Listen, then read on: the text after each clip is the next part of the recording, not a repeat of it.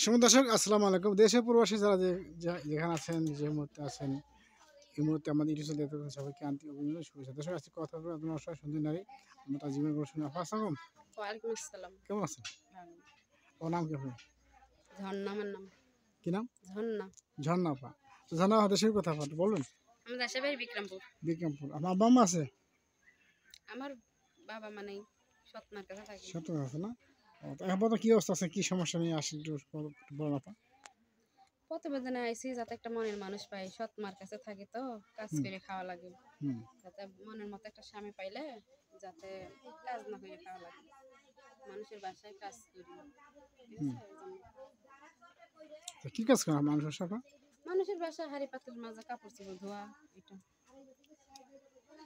খাওয়া শুনতে বা বাচ্চা রাখা বা বাথরুম পরিষ্কার বা ঘর মোছা এগুলি না? আচ্ছা, কয়টা দেয় মাসে? দেয় মাসে 5,000 টাকা। ও, এক পয়সা না 2 পয়সা দিচ্ছেন? এক পয়সা না 2 পয়সা? 2 পয়সা। যা করে আসেন কয়টা আপা? যাই সকাল 7টা বাজে যাই, 10টা বাজে বাসায় আসি। যান করে আসেন কয়টা আপা? সকাল 7টায় যাই, 10টা বাজে আসি। 10টা আসেন না? আবার বিকাল 5টায় যাই, রাত 7টায় আসি। 7টা আসে। আচ্ছা, এদিকে দেখেন মাসে 5,000 টাকা আসে না? হুম। এছাড়া বাসায় আরো নিজের বাসায় কাজ কি কাম করেন আপা? নিজের বাসায় এসে করতে হয়, সৎ মার জন্য হাড়ি পাতিল মাজা, রান্দা বাড়া আইডি করা লাগে, না করলে বগে। আচ্ছা, আপনি যে আপন মা সে মারা গেছে কত বছর আগে? আমার আপন মা মারা গেছে আরো 10 বছর আগে। তখন ছোট ছিলেন এখন না?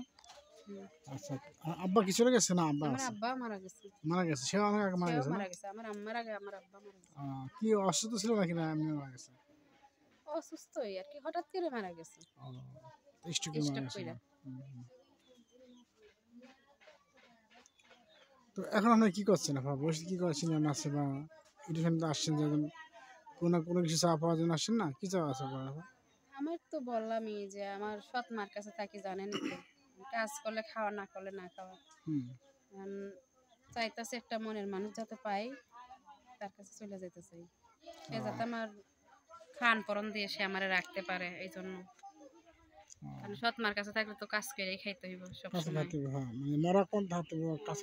কারণ উনি তো আর আমার দিক দেখবো না, আর আমার বিয়ে শাদিও দিব না। মানুষে আসে, যারা বিয়ে করতে আসে ওরা টাকা চায়, যৌতুক চায়, আমার মায়ের তো দিব না। আপন মায় হইলে তো দিত, সৎ মা তো উনি